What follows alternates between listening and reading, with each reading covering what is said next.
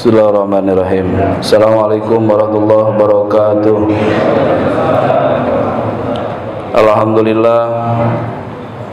Alhamdulillahi wa kafa, wassalatu wassalamu ala nabiyil mustafa wa ala alihi wa ashabihi ahli sidqi wal wafa. Subhanaka la ilma lana illa ma 'allamtana innaka antal alimul hakim. Wa tub alaina innaka antat tawwabur rahim. Wa taqabbal minna innaka antas samiul alim.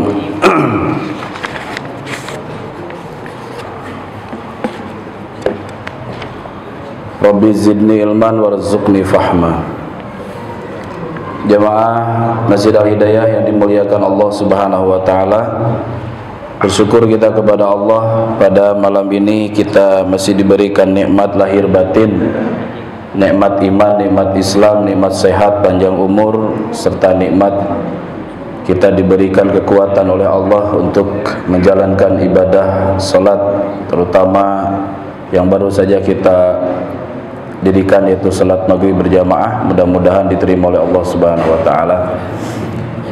Dan kita itikaf insyaallah sampai Isya sambil bermudzakarah pembacaan kitab Al-Istidad Yaumil Ma'ad yang disusun oleh Syekh Ibnu Hajar Al-Asqalani, dengan harapan mudah-mudahan Allah memberikan ilmu yang bermanfaat dan Allah membuka kecerdasan kita. Amin ya rabbal alamin. Sebelumnya kita bacakan dulu suratul Fatihah. Kita doakan saudara kita yang sedang berjuang membela tanah airnya di Palestina, di Gaza. Mudah-mudahan diberikan kekuatan, diberikan pertolongan oleh Allah Subhanahu wa taala. Bagi saudara kita yang sudah wafat, dicatat sebagai orang-orang yang mati syahid. Yang luka-luka mudah-mudahan segera diberikan kesehatan dan kesembuhan. Bismillahil Fatihah. A'udzubillahi minasyaitonir rajim. Bismillahirrahmanirrahim.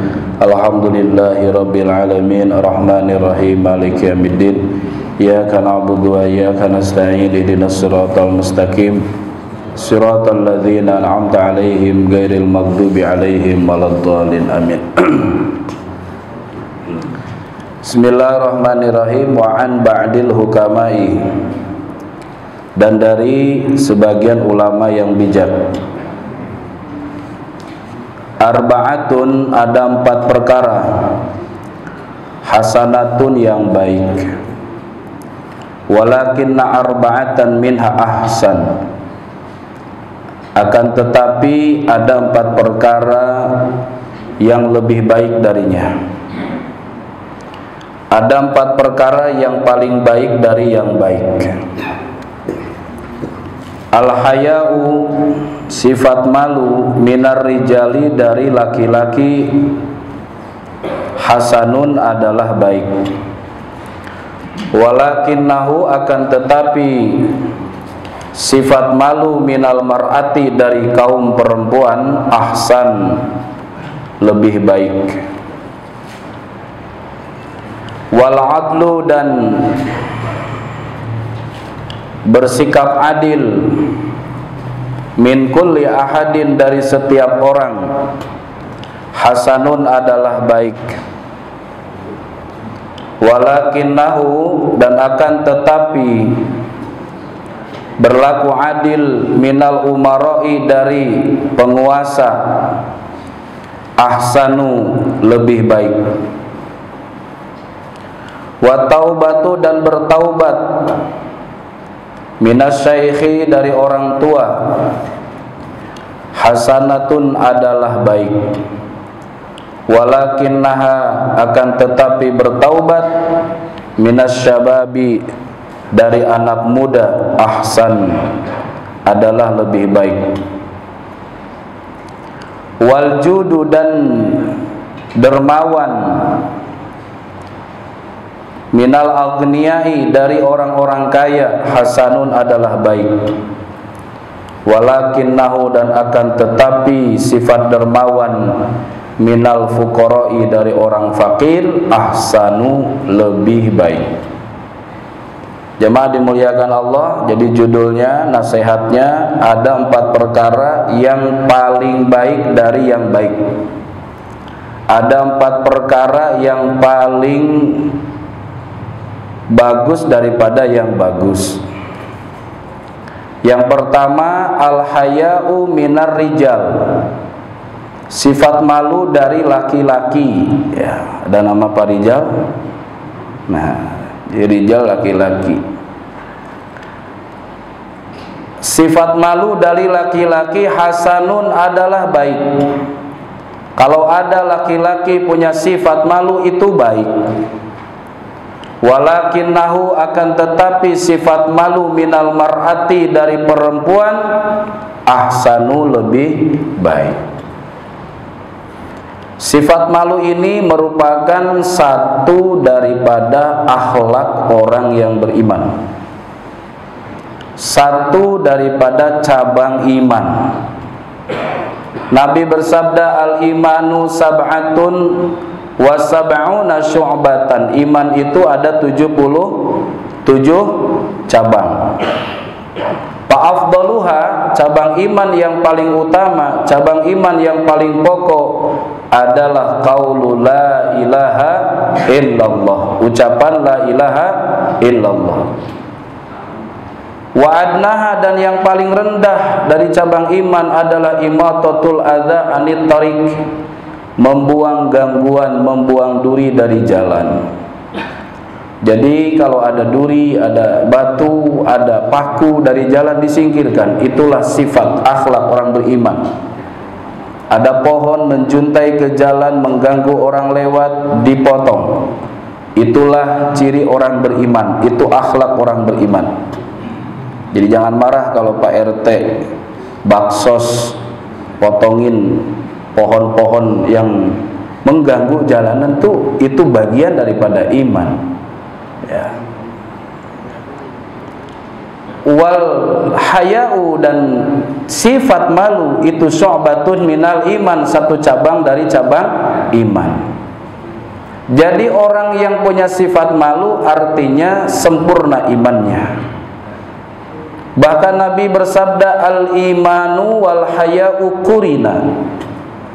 Sifat malu dan orang beriman itu bersamaan, bergandengan. Jika satu hilang, maka hilang dua-duanya. Kalau malunya hilang, sifat malunya hilang dari orang beriman, berarti imannya juga hilang. Ya. Jadi satunya hilang, maka dua-duanya hilang. Orang beriman pasti punya malu, nggak punya malu pasti tidak beriman. Jadi antara sifat malu dan sifat orang beriman dan orang beriman tidak bisa dipisahkan. Jadi wajib kita punya sifat malu, karena malu ini adalah akhlak. Apalagi kalau malu itu dari kaum perempuan, ya. Karena perempuan ini menjadi indah karena diliputi, dihiasi dengan sifat malu. Dalam riwayat dikatakan kalau perempuan itu syahwatnya itu 99, laki-laki itu syahwatnya 1. Ya, karena diliputi sifat malu, maka syahwat yang 99 itu tertutupi dengan sifat malunya. Makanya kalau perempuan tuh malu-malu. Ya, sampai ada lagunya ya kan. Nah, bila ingin, nah itu. Ya.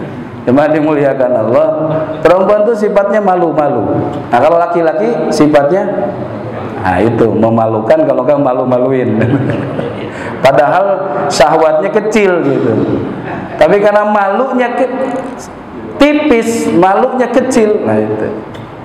Jadi berani. Ya. Makanya sifat malu dari laki-laki itu adalah baik. Tetapi kalau sifat malu itu dari kaum perempuan, itu sangat baik. Karena kalau perempuan sudah hilang rasa malunya, naudzubillah, hancur negara ini, hancur bangsa ini, hancur dunia ini. Ya. Karena perempuan sudah hilang sifat malu dia. Bahkan sifat malu ini adalah ajaran yang diwariskan oleh para nabi. Sehingga Nabi pernah bersabda, Inna min kalamin nubuwatil ula, sesungguhnya di antara ajaran para nabi-nabi terdahulu, idalam tastahi fasna ma'syi'ta. Ini nasihat para nabi, jika kamu tidak punya rasa malu, silahkan kamu berbuat sesuka hatimu. Orang yang berbuat sesuka hati artinya dia tidak punya rasa malu. Ya. Jadi malu ini adalah sifat para nabi yang harus kita contoh, yang harus kita teladani. Laqad kana lakum fi rasulillahi uswatun hasanah. Sungguh dalam pribadi Rasulullah itu ada uswatun hasanah, ada teladan yang baik. Di antara teladan yang baik yang dicontohkan oleh Nabi adalah sifat malu. Ya. Para Nabi itu sifatnya pemalu. Nabi Musa pemalu. Bahkan dari Nabi Adam tuh malunya luar biasa. Satu kali bikin kesalahan, malunya puluhan tahun, malunya ratusan tahun, nangisnya bertahun-tahun, menundukkan kepalanya ke bumi, tidak berani memandangkan wajahnya ke langit karena saking malunya, karena pernah bikin buat kesalahan satu kali. Nah, seperti itu malunya Nabi Adam. Satu kali bikin kesalahan, puluhan tahun malu di hadapan Allah. Ini puluhan kali berdosa, puluhan kali bikin kesalahan, gak ada malu. Masya Allah. Nabi Adam tuh sifatnya malu. Padahal Nabi Adam tuh gak salah sebenarnya ya. Karena Nabi Adam itu hanya tergoda oleh istri-istri minta buah. Kan sebetulnya buah itu buah-buah yang bukan buah haram. Ya. Buah-buah bukan buah yang haram, bukan minuman keras, bukan makanan yang diharamkan, bukan. Karena permintaan istri, ya namanya laki-laki, kalau sudah diminta sama istri, minta apa aja selalu diikuti, ya kan? Kalau setan nggak mempan goda Nabi Adam, tapi ketika setan menggoda Siti Hawa, Siti Hawa ngerengek kepada suaminya Nabi Adam, baru Nabi Adam gak tega, ya kan? Begitu laki-laki Pak. Ya, sebetulnya laki-laki itu kalau digoda setan tuh masih kuat gitu. Tapi kalau sudah setannya udah berbentuk rambut panjang, ya, berkulit putih atau berambut pirang, ya kan? Ada rambut pirang, itu, ya, gitu.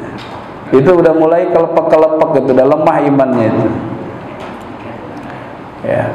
Tapi luar biasa Nabi Adam begitu sangat malunya satu kali bikin kesalahan. Ya. Nah itu namanya sifat malu yang dicontohkan oleh Nabi. Malu berbuat salah. Kita karena terlalu banyak kesalahannya jadi ya gak ada malu gitu. Karena merasa tidak banyak salah, saking banyaknya. Nabi Musa ini laki-laki yang gagah, laki-laki yang perkasa. Kekuatannya itu 10 kali lipat laki-laki gitu. Ya kan, ketika ada suku Kipti gelut, gulat bersama Bani Israel kan. Ya, suku Kipti ini kan dari kalangan Fir'aun, Bani Israel kan dari kelompok Nabi Musa, dibelain oleh Nabi Musa, ya kan. Ditabok itu orang Kipti itu, ditabok, tahu ditabok ya? Lak gitu kan, langsung pingsan, tewas ya. Sekali pukul Nabi Musa langsung mati. Kan kuat itu Pak. Ya. Terus sekarang tuh siapa itu? Diktisan ya, gitu ya. Ini pukulannya dahsyat. Tapi Nabi Musa itu pemalu Pak, pemalu. Ketika beliau membantu dua putrinya Nabi Syuaib, karena dua putri Nabi Syuaib ini pengembala kambing, ya, nggak gengsi perempuan zaman dulu, ya kan, ngembala kambing. Dua putrinya Nabi Syuaib gembala kambing, mau meminumkan kambingnya di salah satu sungai gitu kan. Itu terhalang oleh batu, ditolong oleh Nabi Musa. Karena batu ini tidak bisa diangkat oleh perempuan dan oleh 10 laki-laki pun tidak bisa diangkat. Nabi Musa sendirian tuh ngangkat batu ini. Nah, ceritalah ini putrinya Nabi Syuaib ini kepada ayahnya bahwa ada laki-laki yang perkasa membantunya. Dipanggillah ya kan, disuruh ayahnya tuh panggillah laki-laki itu, suruh ke rumah. Ketika dalam perjalanan, wanita ini putrinya, dua putrinya Nabi Syuaib ini kan jalan di depan, nak gadis nih, Nabi Musa di belakang. Kata Nabi Musa, mohon maaf, gantian tempatnya, jalannya, kalian di belakang, saya di depan. Nabi Musa merasa malu berjalan di depan di belakang perempuan. Ada dua anak gadis jalan di depannya, itu nggak enak rasa itu. Nah, coba kalau Pak Habib ini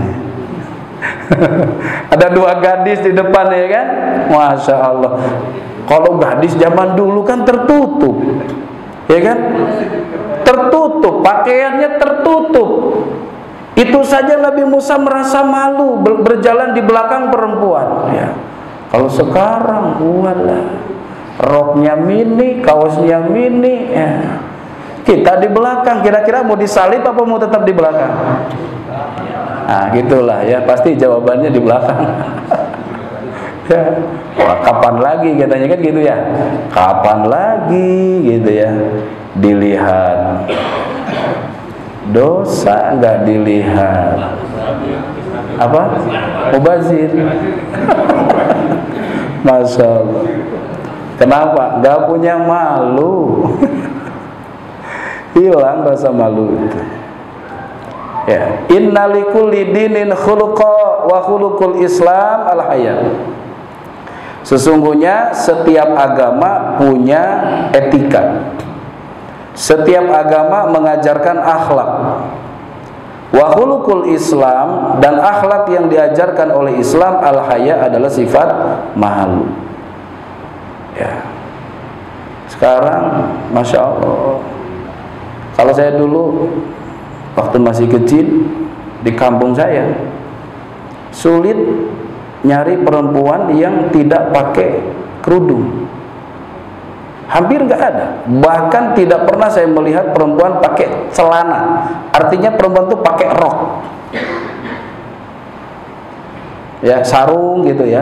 Sarungan kalau di kampung gitu. Rok gitu. Paling rok panjang gitu.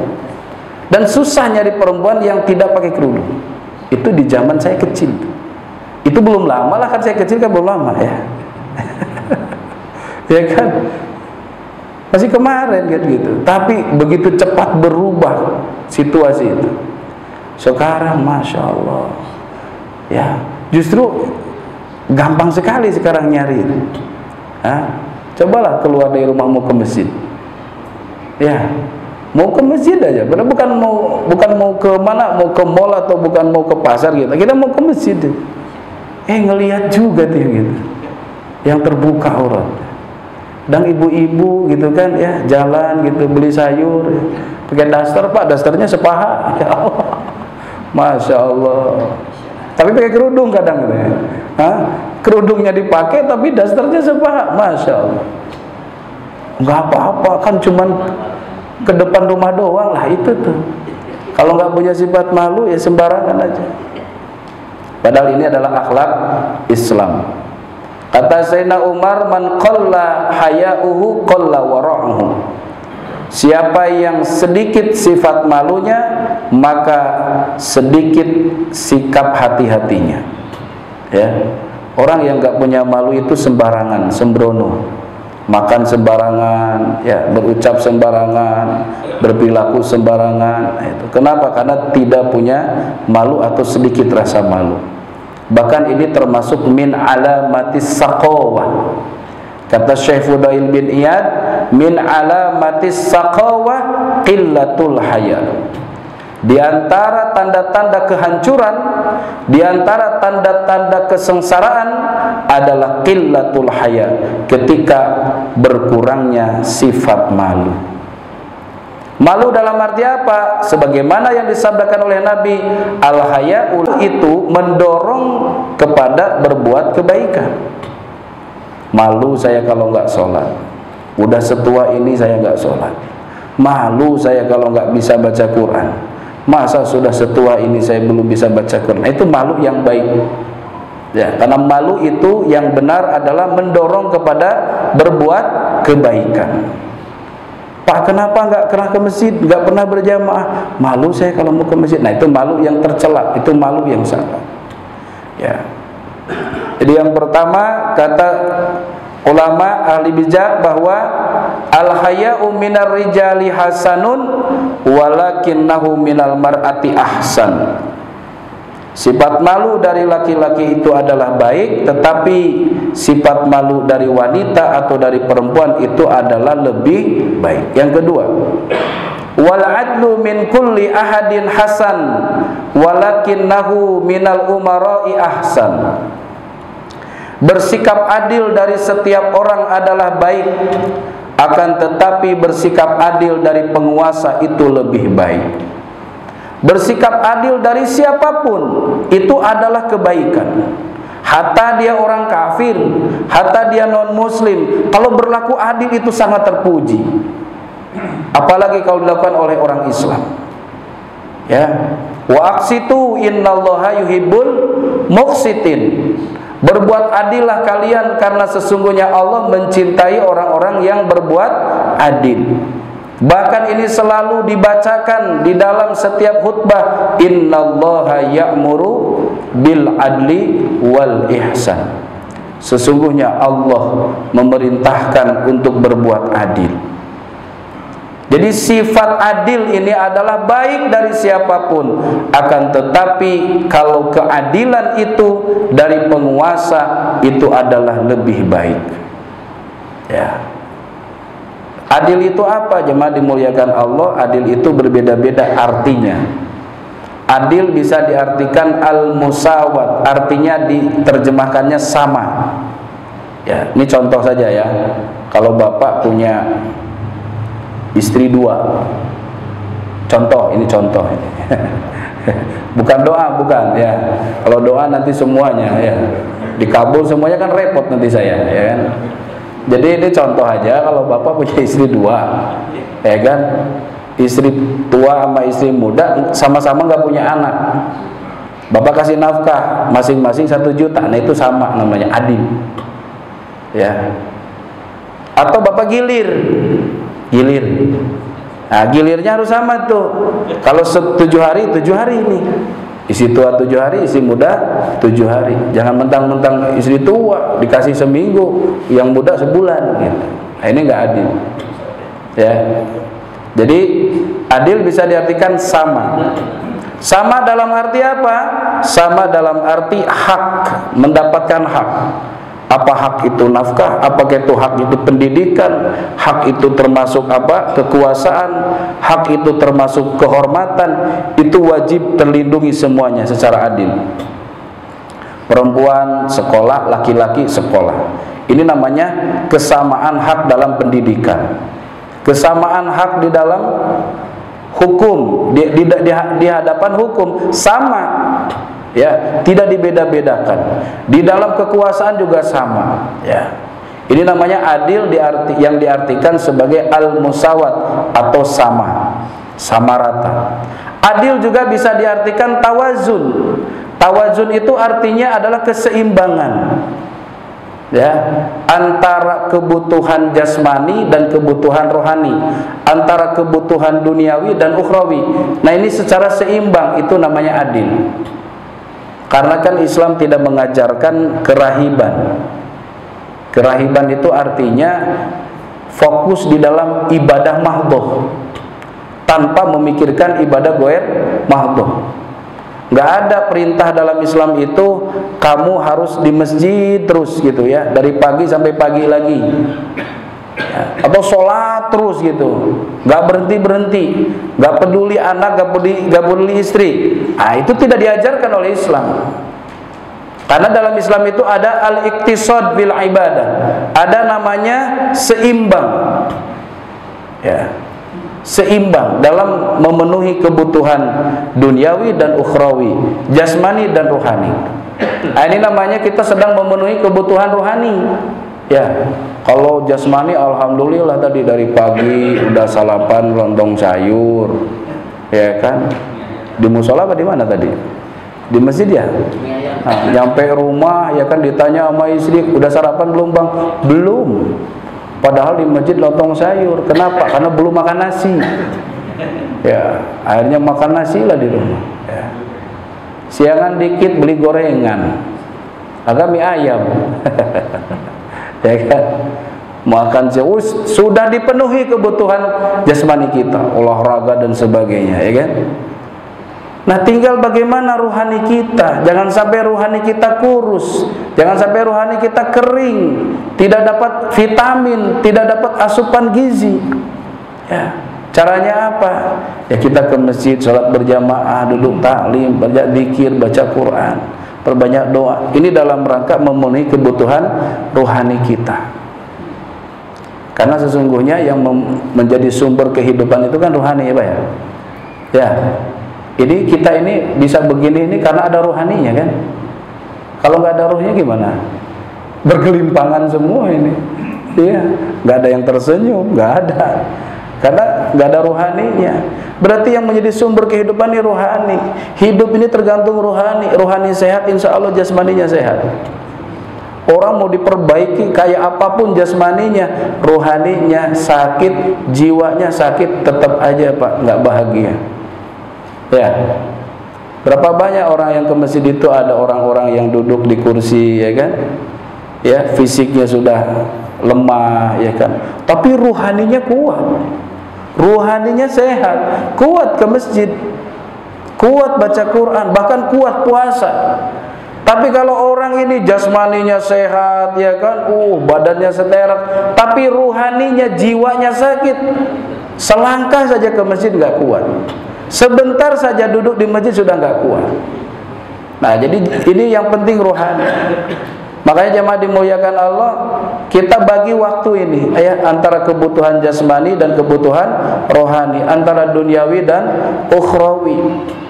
Ada hablum minallah, ada hablum minannas. Ini yang disebut dengan adil. Adil itu artinya apa?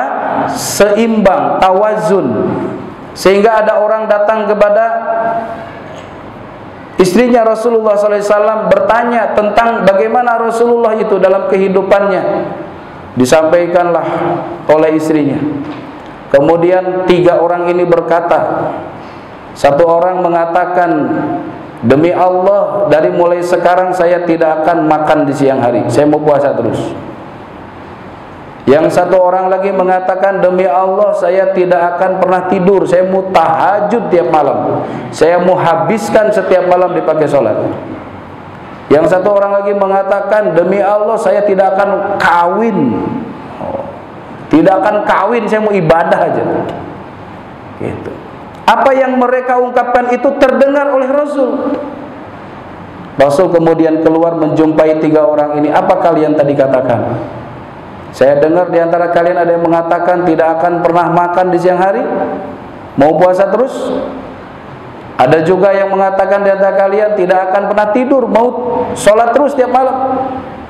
Ada juga yang mengatakan tidak akan pernah nikah. Kata Rasul, ketahuilah, inni ahsyakum lillah wa atqakum lillah. Aku adalah manusia yang paling takut kepada Allah, yang paling takwa kepada Allah. Tapi ingat, terkadang aku makan, terkadang aku puasa. Ada kalanya aku makan, ada kalanya aku puasa. Ada kalanya aku tidur, ada kalanya aku bangun untuk tahajud. Dan aku juga at-tajawwajun nisa, aku menikahi wanita-wanita. Artinya apa jemaah dimuliakan Allah? Islam tidak mengajarkan kerahiban, meninggalkan dunia sepenuhnya. Ya. Ada kalanya kita makan, ada kalanya kita puasa, ada kalanya kita tahajud, tapi juga ada kalanya kita istirahat. Kenapa? Karena semua ada haknya. Istri punya hak, anak punya hak, mungkin kita punya karyawan, mereka punya hak, ya. Orang tua juga punya hak, tetangga punya hak. Tunaikan hak mereka selain kita menunaikan hak Allah. Nah, ini namanya adil. Kemudian juga dikatakan adil itu definisinya adalah wad'u syai'in fi mahallih, meletakkan setiap perkara di dalam tempatnya. Ya. Kalau kita beli sendal itu ditaruhnya di mana? Di kaki, gitu ya. Sendal di kaki, kalau kopea di kepala. Nah, itu namanya adil. Tapi kalau dibalik, mentang-mentang sepatunya mahal ditaruh di kepala. Ah, kopea saya kan murah, udah diinjek-injek gitu. Nah, itu namanya apa? Zalim. Karena lawan daripada adil adalah zalim. Orang yang adil adalah proporsional, meletakkan segala sesuatu sesuai pada tempatnya. Ya. Yang namanya panci itu ditaruh di dapur, kasur di tempat tidur. Nah, ini panci dimasukin ke tempat tidur, kasur dibawa ke dapur. Nah, itu namanya zalim, gitu ya. Itu lawan daripada adil. Nah, kita kan punya anak misalnya nih, punya anak. Yang pertama kuliah, yang kedua SMA, yang ketiga SMP, yang keempat SD, yang kelima TK, kan gitu. Ini jajannya sama apa beda? Beda. Membedakan uang jajan mereka itu namanya adil, karena sesuai dengan kebutuhannya, sesuai dengan porsinya. Dan tidak disebut adil, oh, udah sama-sama 5.000 semua. Ini tidak adil, karena adil itu adalah wad'u syai'in fi mahallih, meletakkan segala sesuatu pada porsinya. Ya, ini yang kedua. Jadi berbuat adil dari siapapun itu baik, tetapi kalau bersikap adil itu dari penguasa, maka itu ahsan, lebih baik. Ya. Makanya kalau jadi RT, ada PRT, nah, jadi RW, ya, bersikap adil. Karena biasa kan kalau ada masalah di masyarakat, ya kan, tetangga sama tetangga berantem, ya kan, pasti ngadunya ke RT. RT di situ harus bersikap adil. Nah, gitu. Oh, RT adil masuk surga itu. Masuk surga, mau masuk surga. Nah, jadi RT. Ya. Jadi RT aja dulu, ya, jangan mikir jadi presiden dulu. Jadi RT aja dulu, ya. Jadi RT yang adil masuk surga. Sab'atun yudhilluhumullah yauma la dhilla illa dhilluhu. Ada 7 golongan yang mendapatkan perlindungan Allah pada hari kiamat. Di antaranya adalah imamun adilun, pemimpin yang adil. Ya, pemimpin paling kelas rendah kan RT, ya. Mudah-mudahan semuanya jadi RT. Ngalamin jadi RT, ya. Kemudian yang dimuliakan Allah, yang ketiga, wa taubatu minasyaikhi hasanun walakinnahu minasyabab ahsan. Bertaubat dari orang tua itu bagus, itu baik, walakinnahu minasyababi ahsan. Tapi kalau taubat itu dari anak muda itu lebih baik. Ya.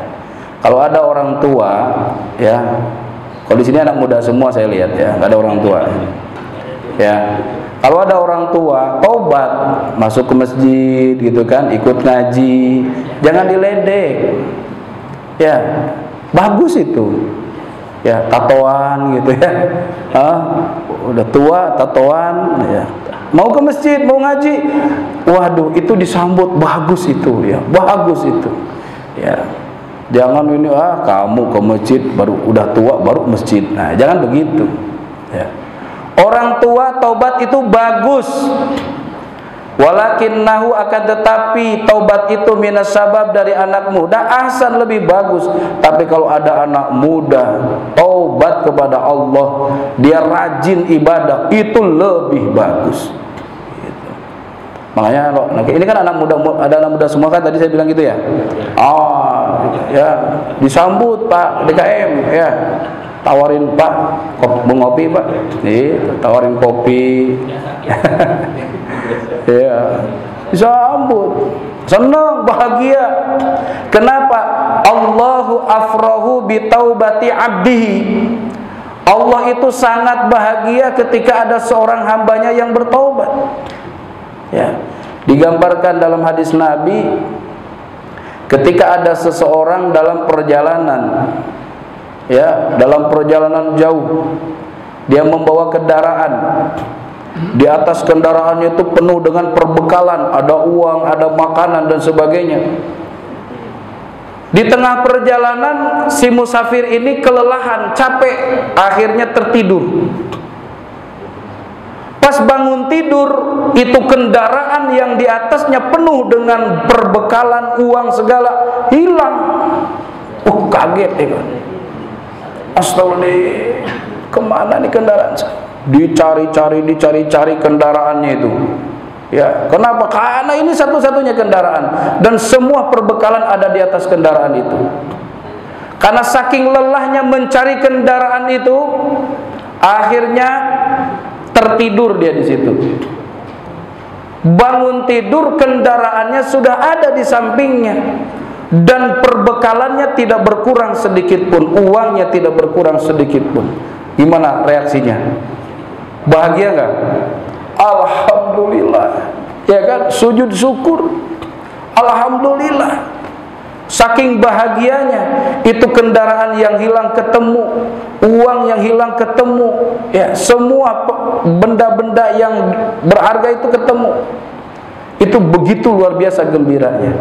Maka Allah lebih gembira ketika ada seorang hamba yang bertobat kepadanya. Nah, ketua DKM itu harus lebih gembira itu. Ada orang baru ke masjid, gembira itu ya. Alhamdulillah, ahlan wa sahlan. Begitu, jangan begini, tumben lo ke masjid. Besok gak ke masjid lagi orang itu.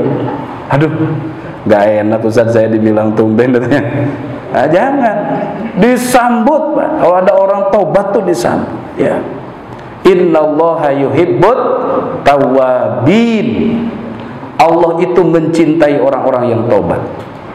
Ya, kullu bani Adam khata wa khairul khata'in at-tawwabun. Setiap anak Adam punya dosa, sebaik-baiknya orang berdosa itu yang bertaubat. Jadi orang yang baik itu bukan orang yang tidak punya salah. Karena tidak ada yang tidak punya salah, betul. Yang terbaik itu orang yang sadar ketika melakukan kesalahan. Ini orang terbaik. Makanya taubat terus. At-taibu minad dzanbi kaman la dzanbalah. Orang yang taubat dari dosa itu seolah-olah tidak punya dosa. Ya. Terakhir, al-jud minal agniya hasanun walakinnahu minal fuqara'i ahsan. Dermawan dari orang kaya itu baik, akan tetapi sifat dermawan dari orang miskin itu lebih baik. Ya, ada orang itu sedekah itu kalau pas lagi kaya saja, lagi banyak duit, gitu kan? Kalau udah nggak punya duit, aduh, jangankan buat ngasih orang, buat sendiri aja susah. Nah, itu namanya tidak baik. Yang baik itu apa? Lagi susah pun dia bersedekah. Itu namanya ahsan.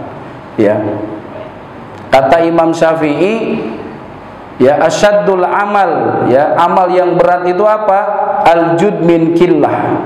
Dermawan ketika kita tidak punya harta atau sedikit kita punya uang, kita masih mau bersedekah.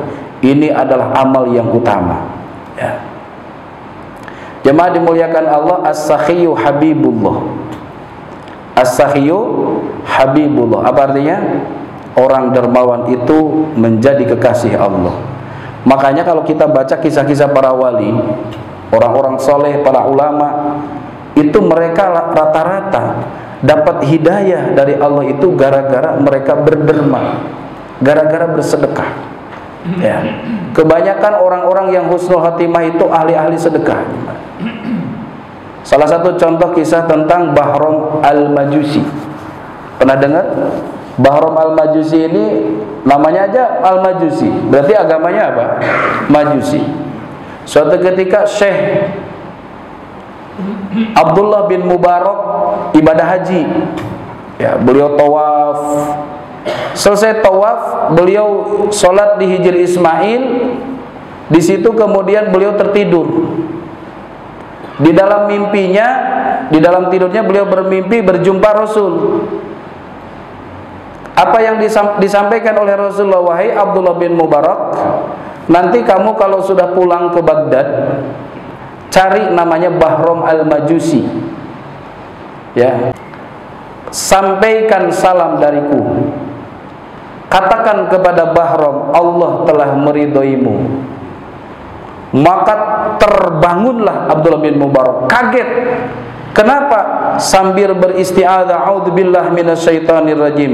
Ini mimpi dari setan. Gak mungkin Rasulullah ngirim salam kepada orang yang menyembah api. Gak mungkin Allah ridho dengan orang yang menyembah api. Akhirnya Abdullah bin Mubarak tawaf lagi, selesai tawaf sholat, selesai sholat tidur di situ, ketiduran lagi, kelelahan. Di dalam tidur itu mimpi lagi ketemu Rasul, sama kalimatnya, sampaikan salamku kepada Bahram al-Majusi, katakan kepadanya Allah telah ridho kepadamu. Bangun lagi, kaget lagi, ya, beristiadah lagi, ibadah lagi, tawaf lagi, sholat lagi, tidur lagi. 3 kali tidur, mimpinya sama. Maka Abdullah bin Mubarak yakin ini adalah mimpi benar. Maka selesai ibadah haji, beliau buru-buru ke Baghdad, dicari namanya Bahram al-Majusi. Ketemulah dengan seorang kakek-kakek, ya, yang namanya adalah Bahram al-Majusi. Jadi seumur hidup nyembah api, musyrik, ya. Tapi mendapat salam dari Rasul, mendapat ridho dari Allah. Apa sebabnya? Abdullah bin Mubarak bertanya, wahai Bahram, apa amal kamu selama hidup yang baik? Kata Bahram al-Majusi, saya punya anak 4, 2 laki 2 perempuan, saya kawinkan 2 pasang itu. Kata Abdullah bin Mubarak, itu bukan amal baik. Ada amal yang lain enggak? Ada. Kata Bahram al-Majusi, saya punya anak perempuan cantik, saya nikahin sendiri, karena enggak ada yang pantas buat nikahin anak saya. Dikawin saya sendiri itu. Nah, itu amal baik bukan? Bukan. Kata Abdul bin Mubarak, itu bukan amal baik. Ada lagi enggak?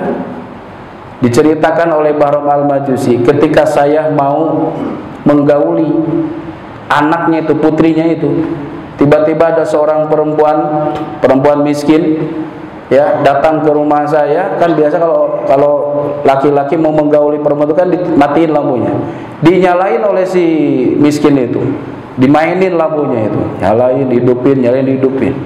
Walah, ini akhirnya nggak jadi itu.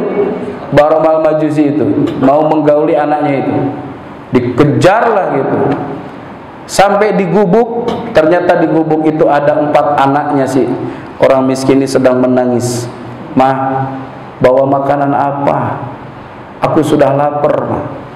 Kata ibunya, nggak ada makanan. Aku malu mau minta kepada Bahram al-Majusi. Aku malu kepada Allah, apalagi aku minta kepada penyembah api. Terdengar di telinganya Bahram al-Majusi. Kemudian Bahram buru-buru pulang ke rumah. Dia ambil itu makanan, digendong, digotong tuh makanan, dibawa ke rumah orang miskin itu, dikenyangkan orang miskin itu pada hari itu. Jemaah dimuliakan Allah, kata Abdullah bin Mubarak, nah itu amal baik kamu. Ketahuilah, kemarin saya pulang haji bermimpi 3 kali berjumpa Rasulullah. Rasul sampaikan salam kepada engkau, dan Rasul mengatakan Allah telah ridho kepada engkau. Maka Bahram al-Majusi pada saat itu terbuka hatinya. Beliau mengucapkan 2 kalimat syahadat, asyhadu an la ilaha illallah wa asyhadu anna Muhammadar Rasulullah. Kemudian beliau terjatuh, tersungkur, wafat dalam keadaan iman dan Islam, wafat dalam keadaan menjadi kekasih Allah. Asbabnya apa? Bersedekah. Makanya kata Nabi, as-sakhiyyu habibullah walau kana fasikon. Orang yang punya sifat dermawan, dia akan menjadi kekasih Allah walaupun dia asalnya dia orang fasik. Allah bisa buka hidayah orang-orang fasik ketika dia mau bersedekah. Apalagi orang beriman rajin sedekah, pasti jadi kekasih Allah. Mudah-mudahan apa yang kita bacakan, kita dengarkan bisa kita amalkan. Ilmu-ilmu yang kita dengarkan menjadi ilmu yang manfaat. Semoga semuanya sehat walafiat, sehat jasmani rohaninya.